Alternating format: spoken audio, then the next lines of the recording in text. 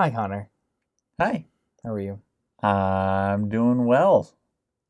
Um, do we have an intro? No, we, No? we really haven't decided on one. It just really Okay. kind of depends. Normally, it's me saying something and then you replying. So, welcome to Switching Rails, everybody. Yeah. I'm Trenton, I'm Connor. and we just watched Lord of the Rings: Fellowship of the Ring. Yes. And for clarity's sake, we watched the extended edition, Yep, which we will be doing for all all of three of them. them. The reason we're doing this one first, and we know it's not number 8 on the list. I think that's Return of the King, I think. Yes. But we figured doing them chronologically just adds so much more value than Yeah. I doing mean, them out of order. I think I may have mentioned this, and I don't want to really get into it until Yep. we talk about Return of the King, but just briefly, I think the reason that Return of the King is able to be there is because of the groundwork laid by the first and second movie. Absolutely. So yeah, it's a very fantastic climax. right. Like you wouldn't Yeah. be able to just watch Return of the King and put Right, it up there yeah. like you can with The Dark Knight. Exactly. Yeah. But so let's get into recommendations then. Who would we recommend this to? This one for me is just everybody It's in needs. every Yeah. there's no one that shouldn't. Yeah.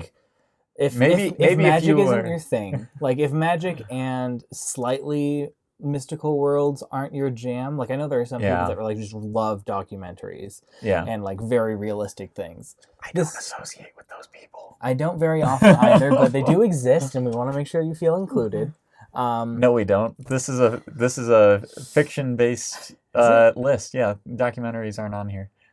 There's no documentaries on Yeah, here. you need to find a different podcast. Yep. I apologize. You're not welcome here. Yeah, I will say you're welcome. If you want to go and branch into something new, we are open for being here to help with that journey. Yeah. Lord of the Rings, a great entry point. Maybe don't start with the extended edition, though it's fantastic and gorgeous. So, this is one of the. Okay, so I think that this. Sorry, no, I'm jumping way ahead. awesome. Yeah. Yeah, no, Let's stick not to it do then. that. Awesome. Yeah. So just so I can give a recommendation here, how many times have you seen this movie I don't know. in this series? I've probably seen it less than I've watched The Dark Knight, but Okay. that's It's like 15, 30, right? probably about it. Yeah. Um, I believe that I've watched this nearly for 1 year that I've been alive. Once for every year that I've been, even Yeah. as a child, even Yeah. though it wasn't out yet. But right. I'm pretty sure I've seen this nearly 30 You've watched times. it more times in individual years to make up for Yes. the years that you Absolutely hadn't watched it. have. Yeah. I watched this doing laundry. I watched this with my mom growing up. I have seen Yeah. this movie, and you were noticing while I was quoting just so many of the lines nearly perfectly. It was wildly annoying. Yeah, I can imagine. No, absolutely. And that's why I didn't do it very often. You do it for the first 30 minutes because that's what you quote for everything. And then you do it every interspersed whenever Yeah. you thought that you got away from it. Yeah, fair enough. But yeah, I've seen this movie plenty as well. It has a high rewatch value for me. Yeah, and me too. It's a movie that if I did not get frustrated with watching the same movies over and over again, which is part of the reason I've seen most of the movies on this list, is because I can't watch do them. that. But if not for that, this would absolutely be a comfort movie for me. Absolutely. Yeah. It is for me. I'm sad. It is for a lot of people, and I do not begrudge anyone for that. I'll begrudge you for only watching documentaries, but I will not begrudge for only watching Lord of the Rings forever. Yeah. So does it deserve its place on the list? This one, again, it's a little nuanced. I think this is 11 or 12 or something. I am going to say, does it deserve to be on the list? Absolutely. Okay. Does it deserve its place on the list? Honestly, with Fellowship, I would put it a little lower. Okay, then the 11 or something that's Yeah. Okay. And some of that is because I think there are better movies on the list, but also, and I think the bigger one for me is Two Towers is my favorite. Mm-hmm. And it is below both this and Return of the King, and I think that's a travesty. But yeah, So there's probably some baggage behind that. Yeah, totally, for you specifically. But yeah, I would say it doesn't deserve its place as it currently sits Where on the it is, list. but for sure on the list. Oh yeah, absolutely. What would your ratings be? This one, I would give it a technical 9. Yeah, Um, pretty reasonable, I think, actually. and a lot of it is probably because of the amount of times I've rewatched it. There are You can see things that are like, you go, oh wait, that's not right, you know, and that kind of stuff. And as good as the CGI is, some of it has aged kind of poorly. it has. I was surprised watching it this time and seeing that. Yeah. And it's not something you're going to notice if you're watching on a smaller screen or in a lower resolution. Yep. But the Blu-ray 1080p on the 4K TV that you have, that's sizable, Relatively large. Yeah. you can know, see that. noticing some things environmentally, especially. I was like, No, I agree. I thought that they did that building For real. like as a model and then Yes. composited it in, but no, that's CG. Yeah. 100%. Absolutely. And I think that, yeah, it's almost a downside having it on such a large TV Right, and watching it. What about your enjoyment? Enjoyment for me, this one's probably at an 8. Nice. As much as I do usually enjoy my full watch of Lord of the Rings, and I think that this one is probably the best paced out of the 3. Really well paced. But my problem is it's a slow pace. It is a slow pace. We were even talking about this before we started recording. Both of us have points in the movie that we usually end up falling asleep during. Just nodding off a little bit. You have something else to do. Otherwise, you're awake. I don't have that problem with all of the Lord of the Rings movies. It's not just the length of the movie. I think you're right, though. Yeah. Especially with this first one. I totally agree. There's not other times in the other ones that really slow down like this. Yeah. So I feel like specifically Two Towers, and we'll talk more about this, but it speeds up the further through the movie you get. It does. It does ramp. So for me, I do think that it deserves its spot on the ratings. I probably do fall into the camp of Return of the King being as high as it is because of the fact that it was built on the other ones and has just the culmination. Just a fantastic resolution about everything in the story. And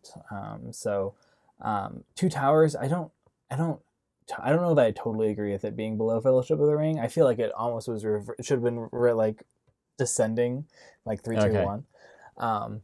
But I do feel like around its area right here, it totally deserves where it is. Yeah.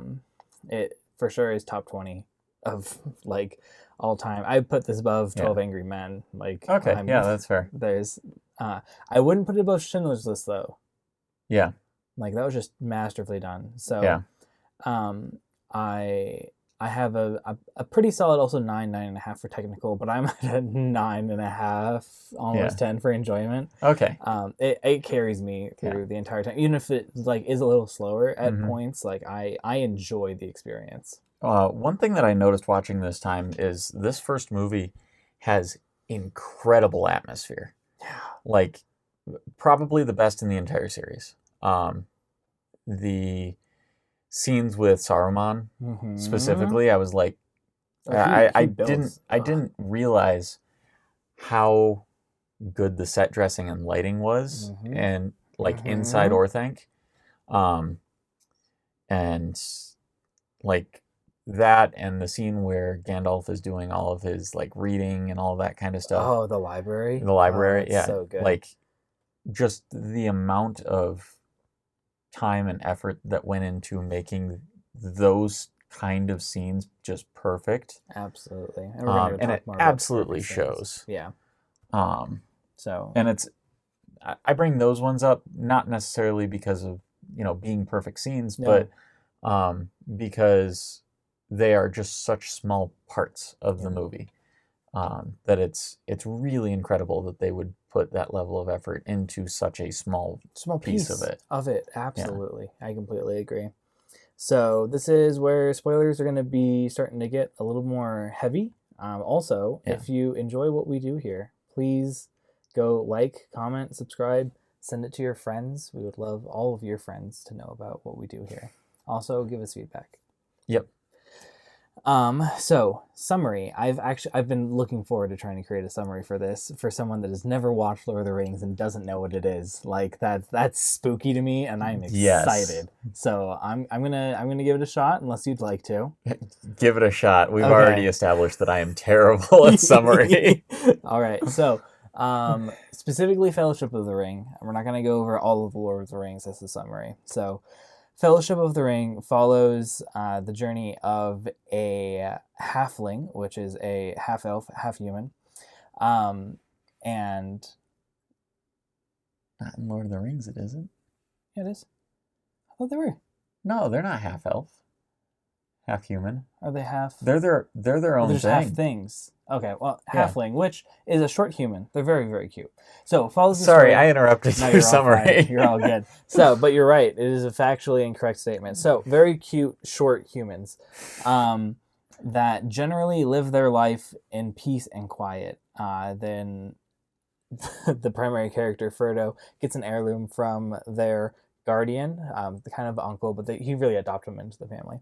And this heirloom happens to be the most powerful artifact in the world currently. So that's nice. It's a ring. The ring allows you to control the other rings that were made by this deep, dark lord of, he's a very, very, very good artificer. He makes very, very good jewelry, but the jewelry corrupts you over time. It also allows you to have very, very good power. So, you're summarizing like I did last week. Was it last week or was it the week before? It was last week. Okay. No, it totally is. Anyway, yeah, I feel like you're right. So we follow the journey of Frodo taking this ring to some very, very knowledgeable human beings and also elves and also dwarves that say, hey, we need to go and destroy this. They make a fellowship of people to go and destroy this ring in a mountain called Mount Doom. But anyway, and during this whole thing, lots of chaos ensues. They fight a demon, one of their friends dies, another of their friends dies. They go and see a very pretty elf lady, and then they split ways into like 2 or 3 different sections because you can't keep a party of 9 going for very long. I say it's a DM. Yep. So, Frodo is a hobbit. Frodo's a hobbit. Hobbits are halflings. Yes. Which, if you don't know what that is, look it up. Sauron is a dark evil lord that creates an evil ring a long time ago. It falls into Frodo's hands. Frodo has to go destroy it and collect some friends along the way. Yeah. Good job. That was really good.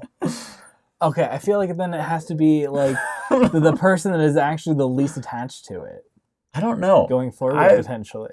That was good. I'm less attached to the movies, but like this story is still really important to me as far as like what I grew up with, and I was thinking about this earlier as far as like the scale of Lord of the Rings fans from like Tolkien scholars, which are an actual thing, very much exist. To like I watched the movies once and thought they were good, but I am on that scale. I am to the scholar side. Yeah, but not of that scale over midway. Yeah. I'm not. I'm foggy on my first and second age and that kind of stuff. Exactly. But like, I need to go. I want to go read the Silmarillion still because I haven't. I have read it once and a half. Nice. Wow. Good job. It's good, and there's a lot of really interesting things if you're interested in the book. I really am. But it's not a captivating read like the other ones are. I've heard it's a documentary. Yes. A fiction documentary. Awesome. But yeah, so I don't know. Where would you put yourself on that scale? So I adore the movies, and so I haven't gone and done as much research into the other things. I like watching Tolkien movies about his life. That's kind of fun. Oh, okay.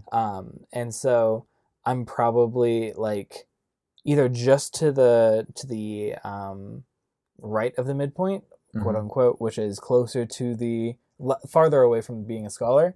Yeah. But in certain areas, I feel like I have more knowledge than not. I would say maybe the summary. We're having a conversation now about the structure of our podcast yes, rather exactly. than the movie. But I think as far as the summary, I think it's whoever thinks that the story is simpler. Yeah, because absolutely. as much as I love this, I think it is a very, very simple and straightforward story. That is a good point. From a high level, it absolutely is. So, it's just masterfully done. Yeah, with a crazy detailed world. Absolutely. Okay. But anyway, so we are past the summary of the movie. Yes, we have. We've done it. Let's move on to. I mean, this one's hard to do. Initial reactions and enjoyment. Yeah, initial reactions are impossible at this point. For right. either one of us. And actually, I think this is one of the hardest movies to do an initial reaction for us. Yeah, it would absolutely be. Both of us have way too much. Even with like The Dark Knight, where I have seen it tons and tons of times, I get a different emotional reaction different times I watch it because I don't feel like the emotional reaction is not the point of that movie. Yeah, absolutely. Completely agree. Whereas this one, the emotions are something that helps you carry yourself through the movie and makes you connected to all of the characters. Right. So I think it's really hard to have initial reactions. And, it felt wrong doing it, but the fact that we were joking with each other through most of the movie, because we know the movie so well, and this is something that I would never do if the person sitting next to me had never seen the film. No, right? Absolutely not. Because I don't want to ruin that experience for them. Exactly. But for someone that has seen the film as many times as I have, or probably more, very likely more, it was just something where it was like, we know this movie inside and out. Exactly. And it was part of our watching experience. Mm-hmm. So this was a very different experience for me than it usually is, because I usually watch it either with my wife or by myself, and neither of us talk during movies at all. Yep. So again, this one's just really hard to do an initial reaction for. Also, recommendation if you want a very attractive male protagonist, not main male protagonist necessarily, but he's pretty main, and also, a steam show for sure. Vigo is absolutely just to die for. I love him. So, for the record, this is none of the hobbits that he's talking about. This is Aragorn. This is a normal sized person. Normal sized person. Cool. Okay. Oh anyway. Boy. But yeah. So anyway, again, we were talking about the CG at this point, and it has aged more than I thought. That was something I did recognize on this watch through, trying to look at it more. I loved all of the different camera angles and all of the detail that they put into set making, and the commitment to detail, and making hobbits the size that they were compared to everyone else. Yeah, actually, I thought a lot about the little things that they were doing in this, and I'm like, okay, let's go back to my basic film stuff. Which of these things did they execute perfectly? Camera angle, actor performances, screenplay. I kept going through all of these things, and I'm like, there's nothing that they did poorly. Exactly. Their sound design is on point. Their lighting is on point. Their every single thing is just flawlessly executed. Yes. And again, there are the small things, little details about, where a character is in relation to other characters, or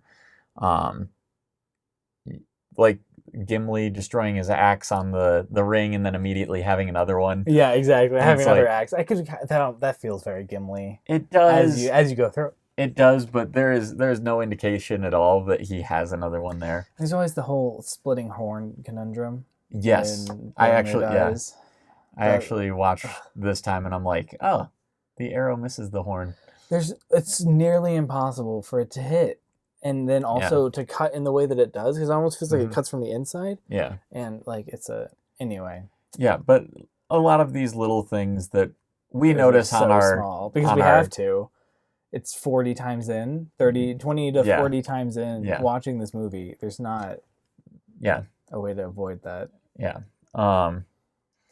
So yeah, it is difficult to avoid seeing those things, and it might be something that people catch on the first watch. Yeah. I don't know, because I haven't the first time I experienced someone that has watched this for the first time first yet. time I saw it was in elementary school. Absolutely. So, like, nope, you know, same here. Like, I was a small child. yeah, Like, when I saw it watching in this the first 5th time. grade, but like I did not have a keen eye for film when I was in 5th grade. Actually, this one might have been 4th.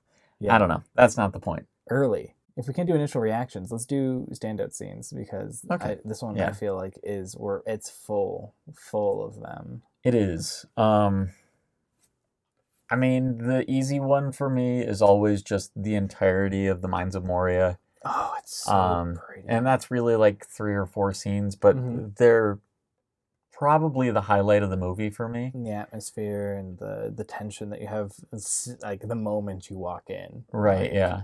Emily talking about how this is a great place where you see dead bodies on the ground. You're Right, like, yeah. oh, okay. And I think that it's something that is... I've been going through the Writing Excuses podcast, listening to their elemental genres, where they talk about taking different elements of certain genres to mix them into your story for a fresh take. It's kind of hard to explain exactly what that means, but this one I found a lot of elements of horror, specifically in the Mines of Moria, because it is, like, this isn't a horror movie by any means, but you get things like the monsters that are coming through and the almost like palpable dread when the Balrog's approaching, and just all of these different things that just make you like feel that, like, I can't think of another word for it, but just that dread that something is going to happen to these characters. And then it happens. Yes, and right? then it happens. Like, something so- that does happen. Yeah, and I It's a think very good payoff. it just it does a really, really good job. And even that is paced really well. Like, there's the alarm, we have to get into the caves because the Watcher in the Water shows up. Yep. Now we're stuck here. Oh no, what do we do? Well, the only way we can go is forward. And then as we go forward, we start to get kind of lulled into a sense of security, and then everything And then Pippin starts. happens. Yeah. Full of a took. Full of a tuck.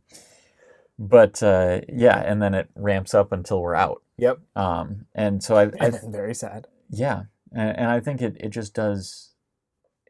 The Mines of Moria is the perfect part of this film for me. That makes total sense, and I don't think I could argue very much differently there. But my favorite, like, just scene individually is when the Ringwraiths go and attempt to murder all of the halflings while they're sleeping in the Prancing Pony. Oh yes. And there are still so many times, even still, that I will have to force myself to remember what happens here, because they pan between the image of, like, seemingly a room with hobbits sleeping in it to the faces of the hobbits as they are sleeping in bed to them being stabbed, Right. and how they time the stabbing with, like, Sam waking up and being like, oh wow, he got stabbed, Right. he's dead now. Yeah. What is just, to me, just so well done, and it keeps you in suspense for a hot second. It shows you exactly how merciless the Ringwraiths are, and how smart Strider is. And this is another scene that I'm with you there. Absolutely. Like, it's really hard for me to watch that and not think, oh, this is the same room. Yeah. Which I don't know if that's a lighting thing or because they what's got the going lighting on. in both of them, like, basically perfectly. Because and the angles, you can't see like any distinguishable features. Like, I've seen some cross-cutting where the film language is a little blurry like that. And it never works as effectively as this. Not nearly as well. I have too. But even for, like, a veteran watcher, you're like, This is hard to not believe that they're not in the same and again, place. I would like to reiterate, we are watching this for the umpteenth time. Umpteenth time. Like, it's insane. They kill all the music there, too. Like, the music is a constant accompaniment through basically the entire movie. Yeah. And they kill it there whenever... And you get it is sense of them being it is sneaky. the secret. It is, the secret member of the Fellowship. Yes, yeah. Exactly. It is, absolutely. And it's gone. At this point, the entire time you're like, well, it cuts out right before they. You're right, because they're walking in and then go into the room and it's quiet. Yeah. You can tell exactly how quiet the ring wraiths are. Like, they are not loud. They will kill you.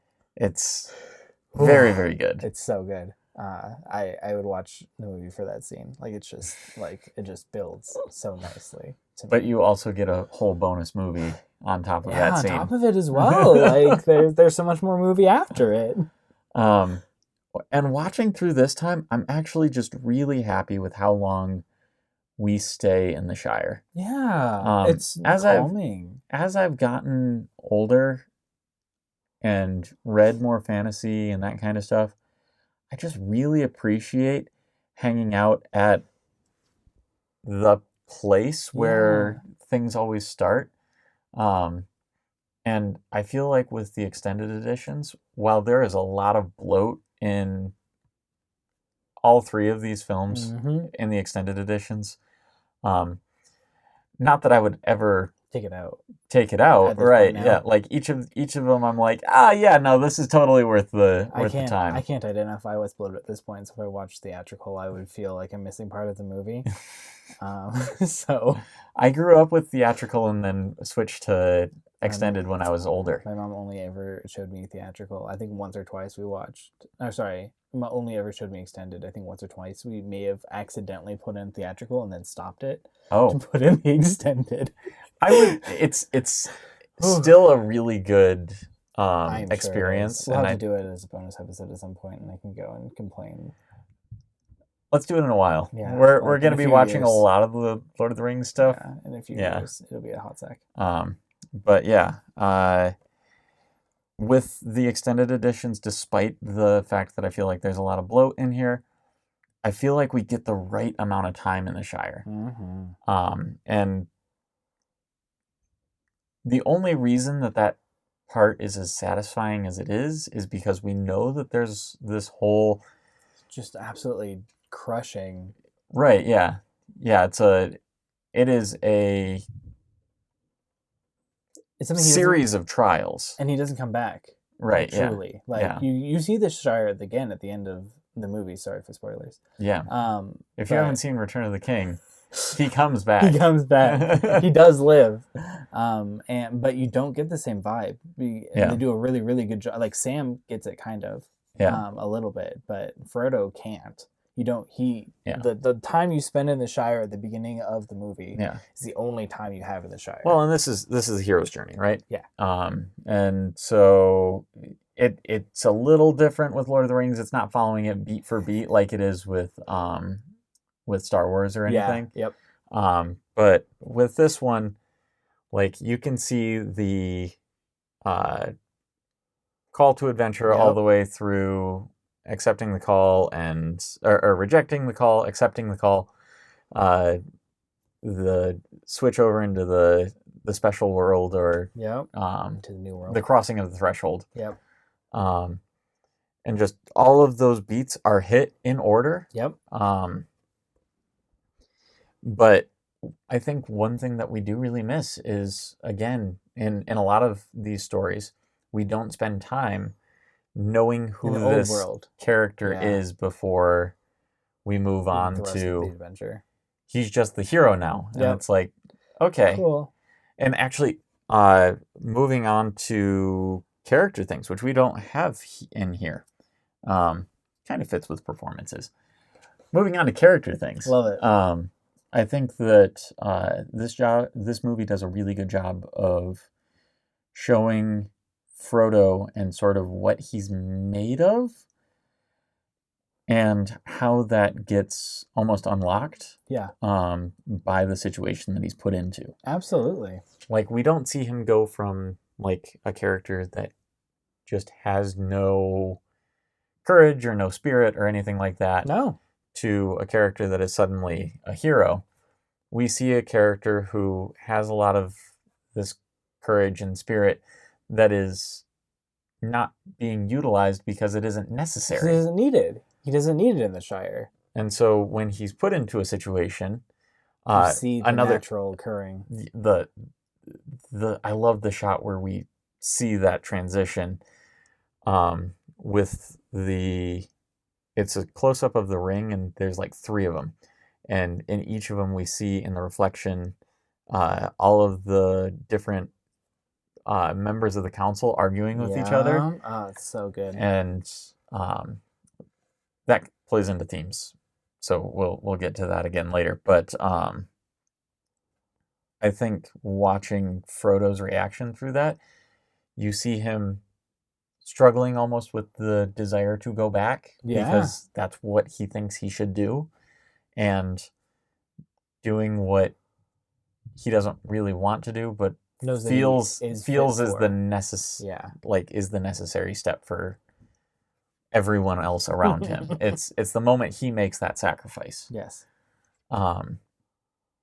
I forgot where I was going with this. I thought it was really cool. Yeah, no, and I feel like going and seeing, because it's different. It isn't the kind of character arc where your character like grows new qualities. It's one where you do see like, oh no, Frodo could totally take up this mantle if he was asked to. Yeah. As well as the rest of his friends. Right. Yeah. I think probably Pippin has the largest growth arc. And it's cool just seeing them come into that instead of having to like develop something new. I think that's really, really cool. Yeah. I like that a lot. So themes. Oh my. Yeah. Oh my. So this one's going to be difficult to talk about without talking about the other 2 movies as well. Exactly. Pretty much spoilers for Lord of the Rings. Yeah.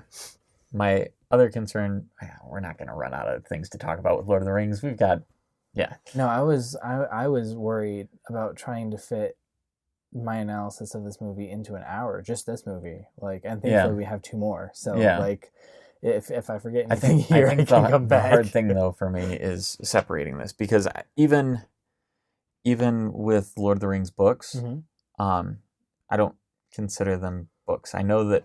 Yeah. Knowing that Tolkien wanted to publish them as one, I have always respected them as one book. Exactly. And so these movies, I generally respect them as one 12-hour movie. Yeah, that's reasonable. We didn't do that today. No, we didn't. And it would do that sometime. It would be fun. Unreasonable for us to try to do it on a Wednesday like we do. We're not going to do that, but we should do it at some point in the future. Yeah. When we are just making so much money from this podcast. Oh, it's gonna be we're great. never going to be making money from this podcast. I'm a business major. We do this podcast because it's fun. And because it could make money. Okay. Just kidding. It's also because it's fun. So, themes. What are the ones you see?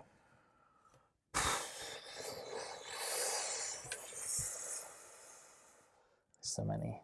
I would say a big one for this movie particularly is hope in the face of dire circumstances. Like exceptionally dire circumstances. And we see it in other ones in the series as well. Yeah.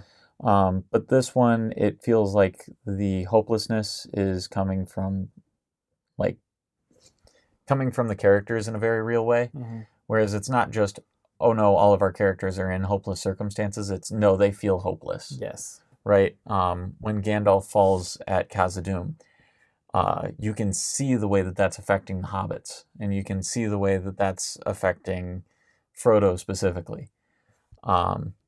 When Boromir even dies at the end of the film, he is talking about how there's no hope left for men. Yeah. And just this theme of the world is going to collapse in on us, and there's nothing and we Elrond can do. As well. Like, yeah. Hey, the elves are leaving. You can't trust dwarves. And then just leaves out men, like as a concept. there is no hope. Right. Men. Yeah. Like. And the idea that despite us seeing this from characters over and over and over again, there is still like real hope that keeps working its way into the world. Mm-hmm. And the big one is what we have a flashback to at the end of this film. It's the only flashback, I think, in the entirety of The Lord of the Rings. It might be. There is a vocal flashback at one point in the second movie, but that's it. Yeah. I think there's also one in the third for some reason. I could be wrong. I think there's only one in the second, personally. We'll see. But even then, this is the only one I know that does a vocal flashback along with, like, it puts us back in the scene. And it's when Gandalf says to Frodo, when he's saying, I wish that the ring had never come to me. I wish none of this had happened. And he says, so do all who live to see such times. But that's not for them to decide. Yes. What we have to decide is what we do with the time that's given to us. Right. And so putting that very much in the perspective of, while the situation itself may be hopeless, that doesn't mean that there's nothing that we can do to try to fix it or make it better. Absolutely. And maybe that's enough. And so I love the way that this just, we see that over and over and over again. I think even at one point Legolas is not a very hopeless character. No, but near the end. Yeah, he talks about, I think it was something to do with the hobbits. I just remember realizing on this one. Stolen, like very around the same time Gimli says, then, it was all for naught then, because the hobbits are gone and he's gone and we're all sad. Yeah. So it's again, we keep being put in this situation where the characters feel like there's nothing that they can do, and yet they keep pushing forward. Exactly. And it's just such a good, hopeful message. A lot of that, like, revolution is, or like a lot of that revolves around Aragorn, because Frodo even gets that from Aragorn when he's about to leave. Like, when Aragorn's like, hey, I would have followed you into the fires of Mount Doom. Like, you need to go and do this because I understand. I feel like that's the hint of the strength that is alluded to throughout the movie of Aragorn's strength is that understanding and persistence to say, hey, this is a dire circumstance. Right, yeah. You don't need to do anything about it, but you have the opportunity to. Well, it is what the big difference is between Aragorn and Boromir, right? Like, as the two humans that are traveling with this party, you have the one that doesn't believe that they can win without using the ring against the enemy, despite knowing that it's an evil thing. Yep. And the one that understands that we have to hope that they can at least hold off the enemy until we can destroy this, because it's what's more important. And destroying evil is more important than saving a city. Yes. Taravangian. Oh, that was spoilers. Oh, sorry. Very much spoilers. If you have not yet read the Stormlight Archive, number one, go do it. Stop watching this podcast. Please go read it. It's so good. And number two, don't rewind, because you definitely missed what he just said. Yeah, you totally did. So, and I think another, like, pretty focused theme is, you hear one of the hobbits in the Shire say, like, keep your nose out of trouble and no trouble will come to you. And that's a very accurate thing for the Shire specifically. Like, eventually the Shire will be touched by whatever darkness is coming. But right now, like, Frodo didn't have the need to go and make the decision that he did. Right, yeah. Like, he was in a position that he could have, like Sam was recommending, gone home. Right, yeah. You brought the ring here. You did great. Like, good job. You've done your part for society. Yeah. And more so, you got stabbed. Yeah. So you can go home now. With a magic blade that's going to make you feel it every year. Yeah. Forever. It wasn't by a ring wraith in the books, but it's fine. It's fine. Oh yeah, was that by a barrow wraith? Yeah, I thought so. No bombadil either. Yeah. Rough. But yeah, so the theme of, like quote unquote ordinary people going and making a difference, not because their livelihood or anything is at stake, but because they felt it was the right thing to do. I feel also pretty pivotal here. Yeah. And there are some other themes that I think I would like to talk about more in the next movie. Awesome. Specifically around the industrialization themes that are really heavy in the Lord of the Rings books and movies. But I think it comes to a head more in the second movie, and so I would like to talk about it then, rather than talking about it now. Where it does put you in a hopeless situation with with no closure to it. Any of these trees were my friends. Okay, we can't say that yet. Technical things that stand out. We've already been over this, but like, really I'm sure there's more. Like, the lighting was perfect. Any time that there needed to be perfect lighting, there was. Right. Yeah. It didn't matter. It's almost always dark. Whenever that happens. But at the top of the watchtower, which I can't remember. Weathertop. Weathertop. At the top of Weathertop, gorgeous. Oh yeah. In Bree, gorgeous. There was actually something that, so every time I have watched this movie, I've always tried to count the ring wraiths when they're chasing Arwen. Yeah. And I was confused because I kept coming up with 7. I'm like, why are there only 7? Why did she say that there are 5 that she knows are chasing them, but 4 she doesn't know where they are, and then only 2 of them show up? And I'm like, oh wait, Aragorn kills 2 of them at Weathertop with the torch.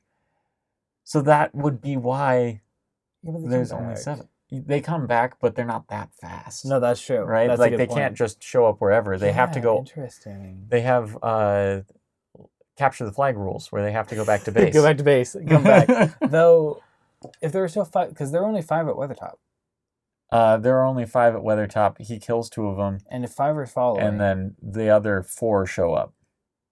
So he's actually down to 3. For sure. Yeah. But, see, that is still weird, though, because Arwen does still say that 5 are following you.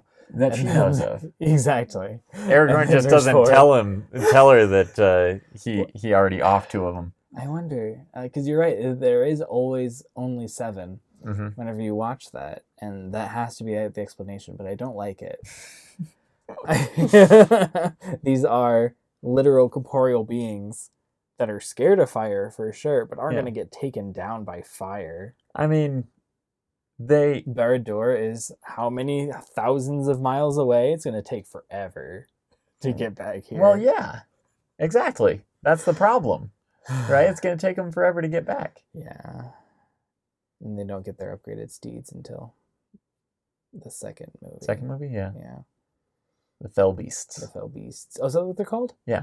Because at some points it feels like they also call them Nazgul. But anyway, we'll talk about that later. Yeah. So technical things, Yeah. It's nearly everything in here is wonderful. There's a couple weird scenes where you get really close face shots of Galadriel or Gandalf. Yeah. But honestly, those have felt weird to me before, but on other times they just kind of feel like they add to the atmosphere. They do. And so I'm like I feel like it's a like artistic choice that I sometimes works for me and other days doesn't. It gives you that weird eerie feeling. Yeah. But it does almost always convey the sense that these are very, very powerful beings. Yes. Right? And absolutely. it makes Galadriel and Gandalf both feel more than human. Yes. And not just magical humans, but like actually more than human, which is what they are. Exactly. Yeah. So, next episode's film is Two Towers. Two Towers. Have you seen that one? I have, once or twice. Okay. I'm pretty sure that's the one where they have the face guard deep or something. That's a bad joke.